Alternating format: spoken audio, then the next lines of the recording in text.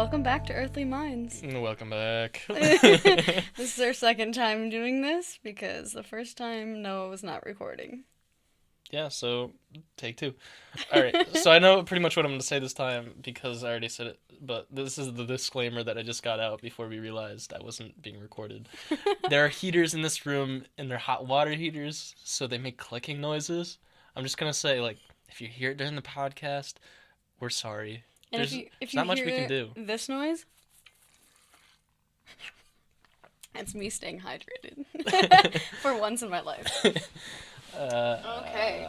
We also discussed how this is our second podcast, but it's technically the first because the first one was just an introduction, and Yeah. this one is the real deal. So that one was the pilot, and this is numero uno. Welcome to the floor, Earthly Minds. So we have some interesting topics today.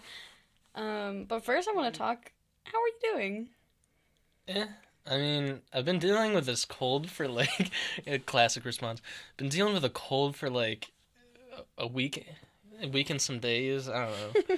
It's just at this point, like, okay, I get it. I get it. Cold. What do I do? You're like, body, just get over it. I've been taking a bunch of things. Been taking lion's mane. It's vitamin D, vitamin K. Getting your greens and eating a lot of oranges for vitamin C. And then still nothing. I've been resting doing nothing, which sucks. I can't. It's so hard for me to do that. I found that, like, if I'm just sitting home, I feel like I'm wasting my day, wasting my life, and then I feel like other people are expecting things from me. Yeah. Expecting me to be trying to do things and go out in the world and make something of myself, when in reality, if I'm not happy doing that, then what I'd be making would be reflecting that, you know? Yeah, and I think it's important, too, to relax and take care of yourself because you can't go out and do those things, or even things you want to do if you're not feeling well. Yeah. So relaxing is a big thing. Yeah. I feel like it's difficult to express that to people.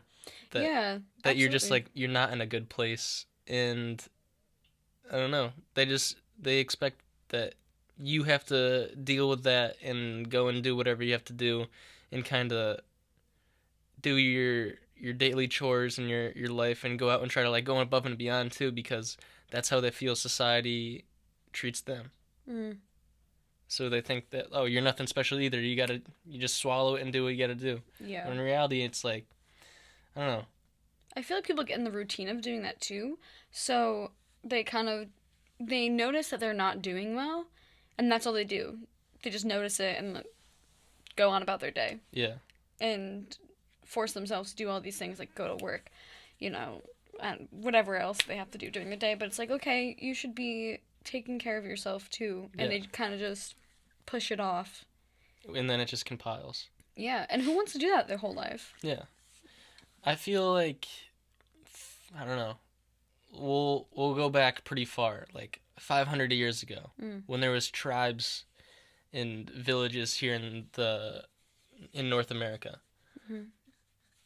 When someone was sick, the village would care for that. It's like a cell in a body. Yeah. If a cell in the body is sick, the rest of the body realizes it, quarantines it almost, not in a negative way, but quarantines it and gives it a circle around it and then gives care to it until it becomes a healthy cell, or it just dies. Yeah, and I feel as if now people are like, how are you doing? And I expect you to say you're good, even if you're not. And if you say that you're not good, people kind of do the opposite. They shy away from you, or they don't understand why. And low moods are a part of everyone's life. Yeah.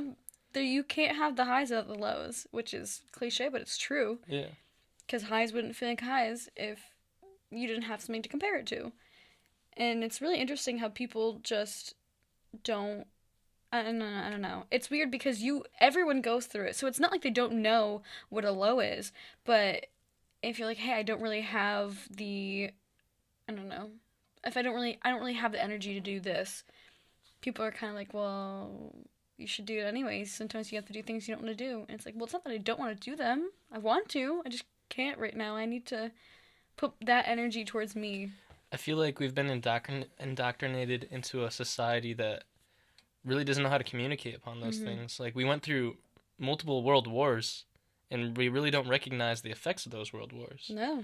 we kind of had fathers come back to their wives and children scarred by terrible things that they saw and didn't know how to communicate them. So it kind of was passed down the line, not like father figures, a huge head in our society, not knowing how to communicate their emotions or communicate anything that they saw. Yeah, I had this one. But not once, but twice. Yeah, no, I had this one psychology teacher. God bless her soul. She was something else. But the one thing she told the class that I've talked to you about is how a lot of the times parents will just bottle up all these things and like these traumas and stuff that they've had throughout their lives, and they don't communicate them, and they don't try to work through them or heal them or give themselves the time to do that. And in turn, they bring it down onto their children, and their children have to deal with it. So their children have childhood trauma from their parents that they, and it's just like a whole mess of things where it could have been either a lesser amount of trauma that the children had to endure, or it could have been none because the parents were like, okay, I need to actually work on this for myself. And in turn, not, like, I don't know, not express it to my children, not give it to them, if that makes sense.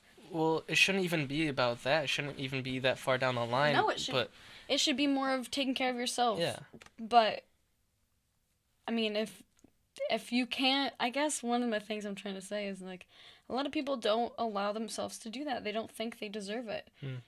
So if thinking about your future children helps, then, yeah. I don't know.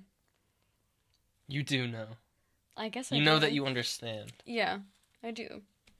I think that this is kind of off topic from what we're trying to get at, but a lot of the times the words we say aren't really what we mean. I don't know. Yeah. So clearly I do. I was just talking about it. Yeah.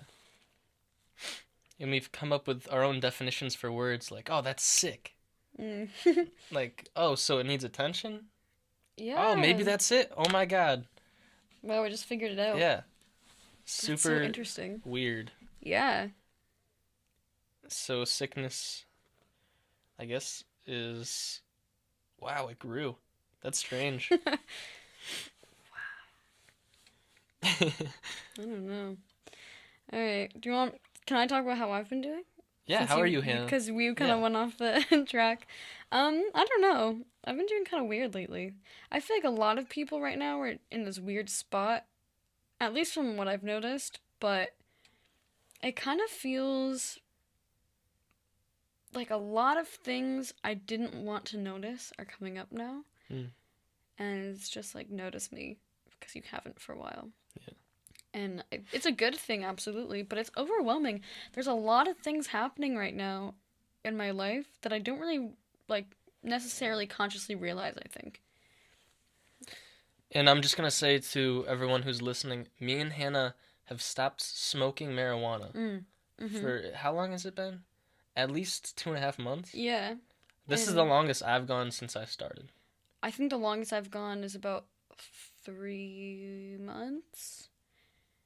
But it always goes south. Yeah. I always go back to it, but not this time. Our goal is to not smoke for at least a year. I think it was like November 11th is when we decided to stop smoking. Which I think has also brought my low moods into more of an attention, because I used to kind of just smoke and forget about them and just push them aside and try to feel a better thing instead of actually feeling what I'm feeling. A wise man once said, make it, don't take it. And I think he was referring to the mood and the mind space that drugs give to you. Say by smoking, you take a mood and you get brought into this headspace. When those drugs wear down on you and they kind of twist and turn you around and kind of push you away from yourself. Absolutely. I do think they're helpful in some aspects with some people, but for me at least, I think it was just bringing up all the negative things, but it wasn't in a good way, if that makes sense. What do you mean? Because I feel as if marijuana brings up whatever is shoved deep down inside of you. So for those people who are super sad or super anxious, it might bring up the happy, like the fun, happy, good things. But for someone, I feel like for me personally, I shoved down a lot of negative emotions. So whenever I would get high, I would just kind of bring those up. And it was interesting because I would be like, oh, I don't feel good, let me smoke. And they would just make it 10 times worse. Hmm. Whereas now, just like, okay, here are your bad negative emotions. Deal with them rather than like go deep, deep into them. Forcing them upon you. Yeah. And that was a lot, I think. Yeah, I think it can be beneficial to some people as like as a gateway to a better frame of living, where we kind of see like marijuana and other drugs as gateway drugs to other drugs. I think with the right supervision and with the right mindset behind them, why you're using them, it can be the opposite completely. Yeah, I mean with certain drugs, obviously. Oh yeah. But yeah, I don't know. I think that's definitely not smoking has definitely brought me to this interesting place where now I can't run away from my emotions. I have to really feel them. And that's something I'm getting used to. So I think that's why these low moods are so hard for me, because I just have never taken the time to address them or actually feel them. Not even just with like marijuana, but with just in general. I think I never really dealt with my emotions. I kind of just repressed everything that I've ever felt in a negative way. So I don't know. I think now it's my body's just like, please just release it. And it's stressful because even when things I don't think they matter anymore, they're still there and they're still coming up, and just random things are coming up too. Yeah, I think it's a slow process to getting to the point where you can just kind of recognize them and just relax. Yeah. And trust yourself presently, even when you see those things. You know that you've recognized them. You're on the track to either fixing what they've created, or you have mended what was there. Absolutely. But it is really slow. It's a slow process, but patience is a virtue. Yeah, I suppose so. But I think what frustrates me the most is that it doesn't necessarily take a lot to put you in a low, like to give you these negative things, but it takes a lot for you to work through them. So I guess what I'm trying to say is all the negative things I felt haven't taken that long to feel. And working through them is so much harder and like takes so much longer, and it just kind of sucks because you're like, man, this could have easily been avoided if I didn't do this, or if this didn't happen, and now I have to work on it for months, you know. But I think that's part of being an adult. I think that's something we've kind of to some degree escaped. Yeah. And I say this, I'm not trying to knock college in any way, because I think there's a lot of benefit that comes from it. But I think the whole party aspect that is kind of intertwined into it. We have kids growing up to an age where they're no longer really kids in their body's growth, but they still act like it. They carry over the mindset from high school and kind of mature that like free, careless aspect, and kind of are forced into this working mind that they're doing work that they don't necessarily want to do, so they try to escape it by going and partying and like letting loose and kind of cutting themselves from themselves. I think it also stems from the fact that, for instance, when you're a child, you get treated like a child. When you're a teenager, or like from teenager to I think even like, I don't know if this ever actually stops, because there's always someone who's older than you who will look down on you almost, but especially from teenager to like early adult, you are treated like an adult in some aspects, but also as a child in other aspects. So it's kind of this, what do I do? Like, how do I deal with that? You know, because, I don't know, I feel as if people who are older than us are like looking down on us like, oh my gosh, what you just did was so childish. But then they're treating us like an adult, saying, oh, you have to go do this, you're an adult now. It's like, well, then which one am I? Yeah. I feel like, where was I going to go with that? Anywhere you want. Yeah, we're not seen as equal. Like, at a certain point, like, okay, you're 18 and you have the right to do all these different things, and especially at 21, like, you're pretty much in open water. A lot of people turn 21 and they're in college and they still have that professor aspect that's kind of like the teacher, where it's this older person that sees them as a student, which is kind of has been, I don't know, introduced into our culture as like, oh, student is a younger peer or a younger person. Yeah. Instead of just another person you're trying to rear, another, we'll say, soul. So on a soul level, we're all equal. Yeah. And back to the whole aspect of escape with drugs from this kind of forced working mindset. In, I believe it was China, their social, what's the word? Social interactions were so rigid, and there was such emphasis on perfection that they had to escape it somehow. And then Zen Buddhism came into play, where it was this free, just sitting there and just being, letting go everything and just accepting where you are, and kind of just letting it melt away, and noticing that any sort of any sort of expression to try to, I don't know, bring into manifest this entire thing would only fall short.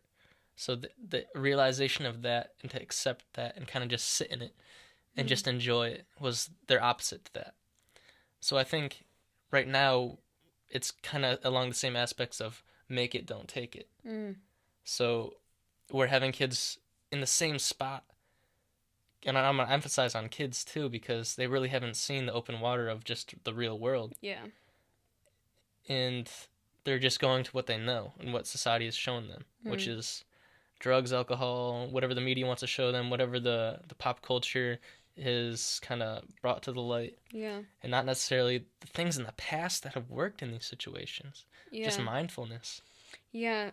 It's also interesting because I guess if you're on any sort of social media, everyone's like, oh, take care of yourself. Like, self-care, self-care, self-care. But no one, and they give like kind of, little ideas of how to do that. But you never really taught by anyone how to take care of yourself and how physically, I guess physically, but not really, you know what I mean? Like physically and emotionally, I guess. Especially emotionally and spiritually if you're into that. But and you almost see that it's mocked in the same light. Yeah, it's like, take care of yourself, but also you don't want to hang out with us because you don't feel right. All right, whatever. Type of weird thing. Well, I saw a commercial it wasn't the other day, but it was probably a year ago, that it was this teacher leading these children along with breathing exercises. And some character came along and said something along the lines of like, oh, school just gets easier and easier. These kids are just more and more privileged. Like, now they're just focusing on breathing. When there's a deeper benefit to this that is kind of just mocked. And breathing is a really, really, really good practice. It's something that I learned at the end of last year, was how to control your breath when you're feeling anxious, and how to use your breath to make you feel more energized, which I kind of stopped doing because I forgot about until right now. But it was so interesting how I could feel the most intense anxiety that I've ever felt and breathe through it, and it would just kind of like ease in That's interesting. Moments. So you said you just kind of forgot about it until now. Yeah. Let's introduce this. Yeah, okay. Right. We're just going to take a minute to just sit and breathe. Like, please join us. If not, go elsewhere in your mind, but I really encourage you to just focus on your breath. Yeah.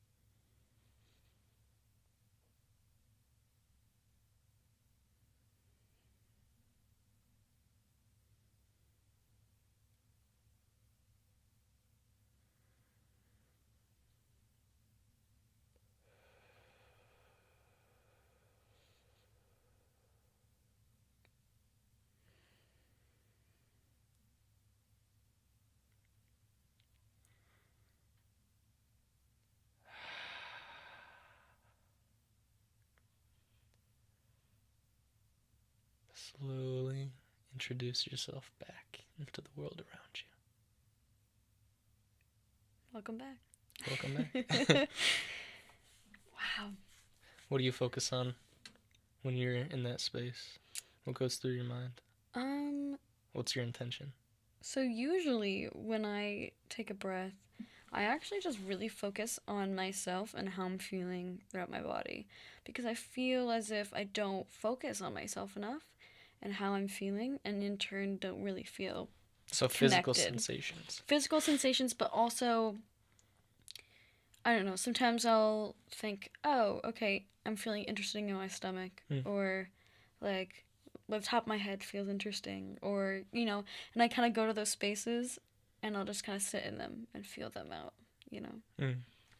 Yeah. How about you? I try to think of an instrument like a guitar, and how you ring out a chord, you pluck a chord, and it could be high, like it could be too high, it can be too high strung, too tight. I think of slowly just easing the tension between the chord and bringing the bands of like the sound out longer. Ooh, yeah. I like that. That's really cool. Yeah. So just focusing on my vibration and kind of just bring it to a place where I'm comfortable. Interesting. And I'm able to react still, but I'm in my space. Yeah, I like that. That's very cool. Thank you. You're welcome. Yeah, I don't know. So, low moods. Low moods? They're sucky. But I think at the same time, they're a beautiful thing. We need to recognize that too alongside with them. That we should almost appreciate when they come. Oh, absolutely. Because they don't come very often. And when they come, they're bringing to the surface something that needs to be recognized. Yeah, that's definitely something I've noticed. Before, I used to just sit in it and be like, where did this come from? This is, like, I don't understand why I'm so sad. Like, I was so happy before. This is so frustrating, blah, blah, blah. And I still kind of do that, but not on the same level. Now, I try to pinpoint where it's coming from. Because I think that's really important. Because whatever I find, wherever it is, that's where I'm like, okay, let me focus on this. Let me try to pick it apart. Or like, it's almost as if you are grabbing something out of a big bag, but everything's all tangled. And so you're just trying to like pick the one thing you need out of there and untangle it all. And you're like, okay, it's this. Now I need to untangle that in turn. And then all of like I don't know, I think that helps my negative emotions because they generally feel very like crumbled up and just stuck together. And if I just kind of slowly, piece by piece, kind of like That's take it apart, it helps. Untwine thought and emotion, like intertwined together. I like that. Thank you. Yeah.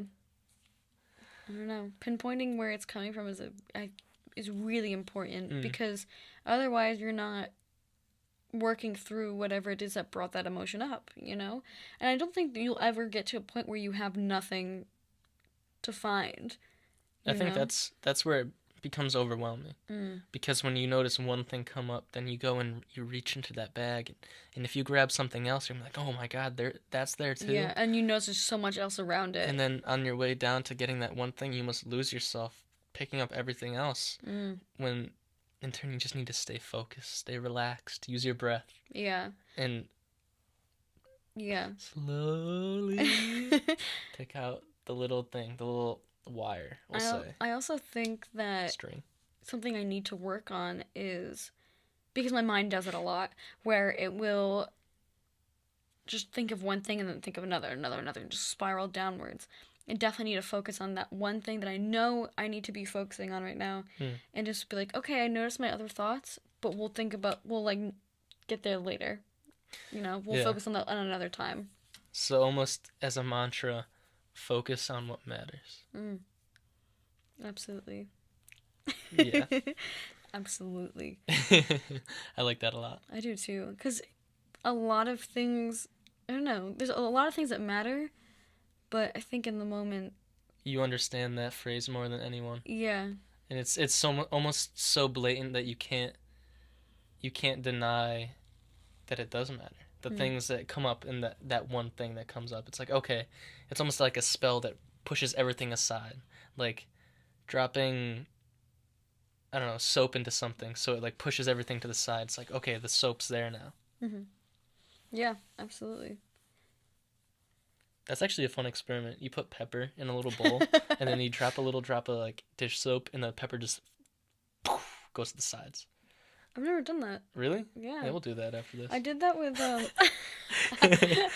we'll put it on our Instagram. Weekend Check goals. it out. Check it out. I think I've done that with food coloring and vinegar or something like that.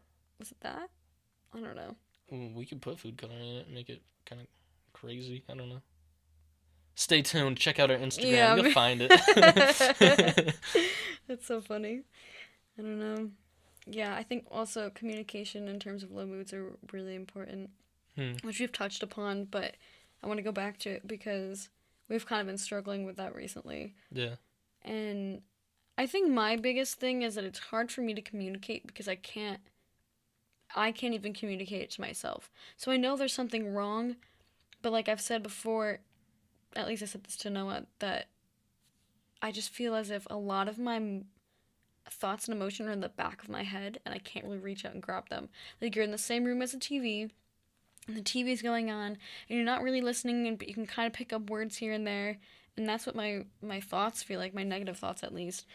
And so it's just hard for me to dive in there and figure out what's going on. So in turn I think it makes me confused and angry and just frustrated, and I don't really know how to talk about how I'm feeling because I don't even know. With me, I feel that what bothers me comes to the surface and I feel it. It's like it's right there, but I don't open my mouth to let it out because I'm afraid I don't have the right words for it. But recently I've just been opening my mouth and just starting to talk and trusting that whoever's listening, whoever's in front of you will give you time to explain yourself. Yeah. But that's another thing too. I think we really need to communicate that we do need time. We do need time to explain these things that are difficult to explain, that are difficult emotions. Because like Hannah said, they're tangled up, they're twisted up. Yeah. So it only takes one word. Just start talking and see where it brings you, because you know it's there. And if you feel it, it's ready to come out. Yeah. I did that with you the first time we hung out. I remember he had something to say, but he like didn't really want to say it or like didn't know how to. So I just closed my eyes and I was like, I'm going to listen to everything you have to say. Just start somewhere and just go and go and go until you reach that one point that you want to talk about. Until you're done. You're out of things to say. Yeah, I like that. It was beautiful. It was beautiful. Thank you. You're welcome. I really liked that. We should do that more often. Write that down. Sorry, that was pretty loud, guys. Do that more often. We'll be like, what? What does that mean? Yeah. I mean, I think right now I'm trying to reach for things to say about communication, like tips, but I don't really have any right now other than that. Well, I mean, I feel like the tips that we'll give are just going to come from our own personal experience, what works for us. Yeah. And if communication is difficult for you, then it's hard to give out tips because it's difficult for you, you know? Yeah. It's extremely difficult, but I'm working on it. And it's funny because I used to not be able to communicate at all. That was a big thing. Like, I would fight. I'd be like, I'm not going to be the first one to say something. Like, I'm not going to tell someone how I feel because they should come to me. Because I was being very stubborn about it. And then I started being like, okay, I need to just, like, bring this up. Because it's bothering me now. Why wouldn't I let it fester and, like, make things worse? So I do take a second, though, because sometimes I just need to feel what I'm feeling. But for the most part, I do try to speak my mind at first. Yeah, I do think it's good to settle yourself so you don't come off with this lash out of emotion. Yeah, which I do tend to do. I'm a very fiery person in that aspect. And, I mean, I think it stems from a lot of places, but when I get angry, or, like, even when I get upset, I get angry. Because I think I just get so confused in my head and, like, jumbled and just a frustration, like, a mess of frustration, I guess, that ooh, that was loud. Yeah. But I just snap, and I just kind of go. And I need to learn how to just be like, okay, let's calm the fire down. It's starting to like get bigger and I think as someone who's listening to that and who is on the other end of that, you really do just need to let it pitter patter out and let it, I don't know, let the fire rage until it burns down, and then you can deal with it. Then you can talk about it. Yeah. Because it really does need to come out at that point, regardless of if you let it build up to get to that point. You just need to let the person express it because it has to. Yeah. It's ready to come out, and a lot of the times it bursts out. Yeah. So to try to like put your hands over the door and try to like shut the door while it's still going, it's only going to hurt you and them. Yeah, that's true. That's really true. I just don't like, I know sometimes when I get frustrated, I just say everything and anything I can think of that like just adds to my frustration. I feel like I kind of add more fuel to my fire, but I need to learn to just not, like, I'm only mad about this one thing. Don't make it a big thing. I don't know. Yeah. But either way, we're all works in progress. Yeah, we're all works in progress. No one's a perfect No. piece of marble, I guess. A perfect pebble. Yeah, there we go. I like that. No one's a perfect pebble. Have you ever found a perfect pebble? Of course, I take them home all the time. I have rocks stacked next to my bed. You've seen them. I know. I thought it was funny because the first time you told... Well, was it the first time we hung out? One of the, like, first few times you told me about that. Like, yeah, I have, like, a bunch of rocks in my room. And I was just like, okay, there must be, like, 2 or 3. You know, like, a little tiny stash. And then when I came over, he really did just have a lot of just big-ass rocks next to his bed. And I was they're not huge. I have 2 big ones, but it's because they're special. Each rock is special. Yeah. I have that rock in your car still. Yeah. Well, that's the thing. I don't know. When I have a good day, or when I have a day I want to remember it, I pick up a stone and I take it home. Because I think, regardless if you remember where that rock came from, it's attached to your subconscious memory. Yeah. So just by picking it up, it's like, oh, like I might not remember you, but you have good things attached to you. You feel good. Did we do that? I did. I don't know about you. Yeah, I remember when I was at the water. Yeah, that was the first time we met. Mm-hmm. Reminiscing. Yeah. Do you have anything else to say on this topic? Honestly, we were supposed to set a timer so we didn't go over 2 hours. I don't know how long it's been. Yeah, I guess we'll just bring this one to an end, bring it to a close. Yeah, there's nothing much else I have to say, I don't think. I feel good. I do too. It was nice to kind of talk about everything that I've been going through. Yeah, I like being able to talk things out with someone and be able to have that almost third party there. With this podcast, it's perfect. Podcasting is just perfect for this, where you can talk about things and then bring issues that you have to a resolve and kind of express them in a broad way, so someone else who's dealing with an issue can try that. And if it works for them, it does. And if it doesn't, it doesn't. But you still have the insight. If it works for one person, I am happy. You're so cute. Yeah, I think it's nice to talk about things in a broader aspect because I think in a way we're trying to tailor to an audience, obviously. But by doing that, we bring up things that like. But I don't think we are necessarily trying to tailor to an audience. Well, I guess that's not the word I'm trying to use. I guess we're talking to each other, but we're also have the idea in mind that someone's going to listen to this. Yeah. I guess is what I'm trying to say, and somehow doing that and talking about it in a broad aspect, knowing that someone else may listen, is I don't know how to explain how helpful it is. It's like writing a book. Yeah, or like writing a diary, but to someone else. It's a sense of purpose. Yeah, and I think it brings up things and talks about them in a calmerly manner. So it's personal, but I don't know. We have that aspect of helping other people and in turn helping ourselves. Yeah, I guess I don't really know what I'm trying to say, but it helps. I think podcasts are very cool because it is like a book. But you get to hear the story, hear the words in the author's voice. Yeah, and you also get to hear all the things that led up to writing the book, or like how they came up with the ideas to put in the book type thing. Well, this has been a beautiful discussion. A beautiful chapter of our book. No, it's just a page. It's page 1. Page 1 of our book. Well, Hannah. Well, Noah. Thank you, everyone. This has been great. Check us out on Instagram at earthly_minds. Yeah. We're going to be putting some pepper in a bowl and putting soap in that and seeing what happens. We'll try to make it cooler. Yeah. Oh my serious. God. It's going to be fun. Awesome. I've never done that. Yeah, so. I think we can get some cool philosophical words out of that book. Check it out.